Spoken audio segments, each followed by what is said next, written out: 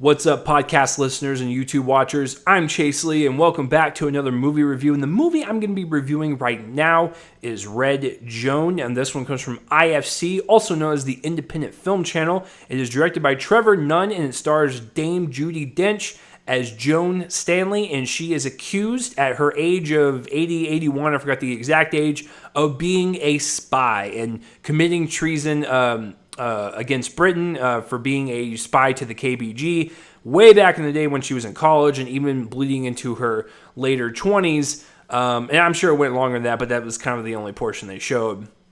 And so she's caught after all these years, and so she doesn't really recall a bunch of things that the police are asking her and what she's being charged with, but then the movie kind of flips back to when we see her in college and how she gets started with the KBG group that is in that said college. Now, going into this film, I didn't know much about it, but I am intrigued by spies, espionage, even based on real-life spies and espionage. That stuff always fascinates me because it always makes you think, like, why would someone do this? Why would someone want to risk their life like that to possibly be charged with one of the highest crimes you could ever be charged as a person? Why would you want to put yourself through that? That's so much emotional burden. I don't know how anyone does it, but then again, I'm not a spy, so I wouldn't really know the psychology of it. It just is. But I love when films can explore that and be a really great character study on that. Because in hindsight, she was kind of doing a good thing, kind of doing a bad thing. It's like, she thought she was doing a great thing, and in some aspects she was, but then, she's still committing treason. So it's like, it's just a really fascinating premise. And of course, Judi Dench is in it, so that was also a plus. This is loosely based on a real-life story where it's not same name, or it's a different name, but a spy that was committed treason in her 80s was not charged, and she actually announced it on her front lawn to the whole news media, I was a spy. So it is based on a real-life thing, but this one is definitely more fictionalized. With the character names and people that have been associated with this story. So, I didn't watch any trailers to it. I just kind of went in blind. And I can tell you safely right now, Red Joan is fine. It's a fine movie. It's the type of movie that you watch from start to finish and you go, wow, that was a really breezy watch.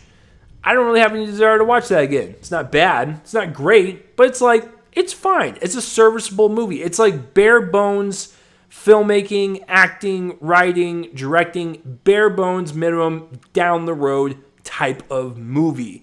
However, there are some bright spots to be had for sure. So, one of the bright spots is Sophie Cookson, who plays the younger Joan Stanley. She is phenomenal.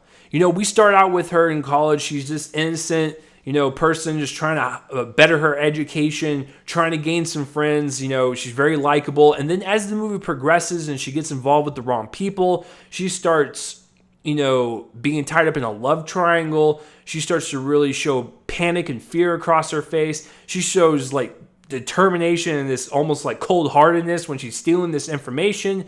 It's a really great kind of transformative performance. It's not going to win the Oscars or anything. It's not going to get nominated. But bringing that character to life on the page, the way she did and so gracefully, is what makes the movie, is the younger Joan Stanley. Unfortunately, on the flip side, Judi Dench feels like she's line reading and she's not really giving that much oomph into her performance until the last 10-15 minutes. She really starts to show a little bit of underbelly, so to speak, to her performance, and we really get to see the full kind of gamut of what her character is all about, but it doesn't happen until the very end to where you've already lost interest at that point. Speaking of Judi Dench and the older self, that's one fault of the story that I did not really care for, was the lack of understanding of why she did what she did. I get that she's old, she's losing memory, or she doesn't want to say because she's embarrassed. I get all that. But there's not any exploration of this character. It's just kind of I kind of regret what I did. And I did this, I did that. And then towards the end, you're just okay, she announced it to the world. Okay, that's cool. But let's dive a little deeper into that. We saw her younger self, she was blinded by love. She was a little bit naive at the time. She was smart as a whip. but she made some dumb decisions. But when she got older, like, yeah, we saw her kind of reminiscing on all these times, but that was about it. Once again, it's a fine story to show the modern Joan Stanley and then flip back to the past self and kind of see how this all played out and kind of interweave it like that. I had no problem with that. I just wish they would have delved in a little bit deeper on the kind of older Joan Stanley and the amount of guilt that was kind of like striking her. I didn't feel like we got that. But, you know, Judi Dench, like I said, does fine, slightly better towards the end. Directing, fine.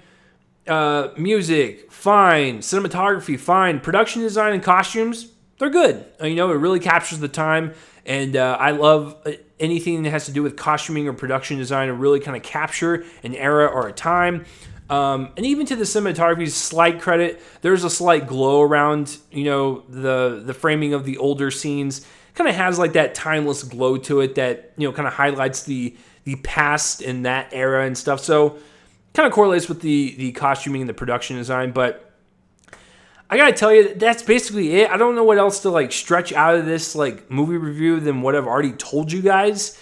If you're into spy movies or if you're into espionage movies, I'd say give it a watch. You know, it doesn't like get really into the movie and into the meat of the actual like espionage until like maybe like an hour in, and it's only an hour and 40 minutes, so it takes a while to get going. And it's fine up until that point. It's a little better towards the end, but it's a nice little watch. It's not anything that's boring. If you're into this type of story, or if you're into this, you know, type of character piece, into Judi Dench, I would say give it a watch. I don't think you should go waste your time out in the theater to go see it. Go rent it at home. I think it's a perfectly fine rental movie. But because Judi Dench slightly gives a better performance in the last 10 to 15 minutes, the story actually picks up from that point, and Sophie Cookson throughout the course of the film is fantastic. I'm going to give this film a C+. I wasn't going to give it a C, but I found a couple things I, you know, kind of liked about it to where I would up it with just that plus. But what about you guys? I don't really care what I have to say. I want to know what you guys have to say. Comment in that playlist right below my face, and let me know what you thought of Red Joan. Maybe I'm wrong. Maybe you loved it. Please tell me why down below, and you're like, no, you missed this, you missed that. Or you thought it was worse than what I thought, and be like, no, it was really bad. I love all types of comments. I don't even care if you guys try to troll me. I accept it all. So let me know what you thought of Red Joan down below. I'm going to give it a C+. I'm Chase Lee, and tune in next time for whatever I review next. I will see you guys later.